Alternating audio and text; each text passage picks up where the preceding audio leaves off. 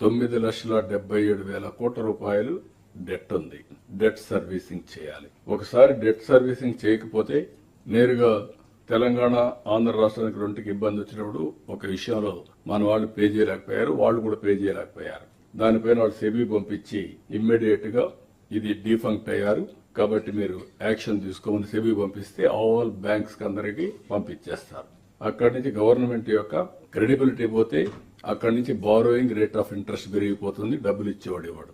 ఒక పక్క క్రెడిబిలిటీ కాపాడుకోవాలి, ఇన్ టైంలో డెట్ పే చేయాలి. ఇప్పుడు మళ్ళీ పాత డెట్ అంతా కూడా స్వాపింగ్ పోతున్నాం, ఎందుకంటే రీఫైనాన్సింగ్ వెళ్తున్నాం. దానివల్ల ఒక 2,000 కోట్లు 3,000 కోట్లు సేవ్ అవుతుందంటే దానికి కూడా వెళ్లి ఎన్ని మార్గాలు ఉన్నాయో అన్ని మార్గాలు ఆలోచిస్తున్నాం. మీలో నాకంటే కూడా ఇంకా ఆలోచనలు ఎక్కడన్నా ఉంటే సజెస్ట్ చేయండి.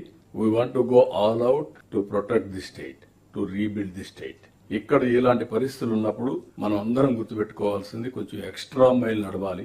నేను అందరికీ ఒకటే చెప్పాను, మనందరం కూడా గుర్తుపెట్టుకుని హార్డ్ వర్క్ చేయడం కాదు, ఇన్నోవేటివ్ గా ఉండే టైమే సద్వినియోగం చేసుకో. అందరూ పనిచేస్తే ఎకో సిస్టమ్ పర్ఫెక్ట్ గా డెవలప్ అవుతుంది. కానీ కొంతమంది పని చేయకుండా కొంతమంది పనిచేస్తే ఈ ప్రాబ్లమ్స్ వస్తాయి. అందుకే నేను చాలా విధాలుగా పోయాను. కానీ ఈసారి మాత్రం నేను ఒక్కడనే పరిగెత్తేవాడిని. అది కూడా చెప్తాను, డోంట్ మిస్టేక్ మీ. ఈ పక్క ఉండేవాళ్ళకి కానీ ఆ పక్క ఉండేవాళ్ళకి కానీ నేను పరిగెత్తు పని చేస్తా ఉండేవాడిని, మీరు కొంతమంది పని చేసేవాళ్ళు వెళ్ళిపోయేవాళ్ళు. ఈసారి అట్ట కాకుండా నేను పరిగెత్తడం కాకుండా నాతో కూడా మిమ్మల్ని కూడా తీసుకెళ్లాలనుకుంటున్నా, మిమ్మల్ని కూడా పరిగెత్తించాలనుకుంటున్నా. Be clear. I want to make it very clear for all of you. అప్పుడే రిజల్ట్స్ వస్తాయి, అప్పుడే సస్టైనబిలిటీ వస్తుంది, అప్పుడే మీలో సమర్థత పెరుగుతుంది.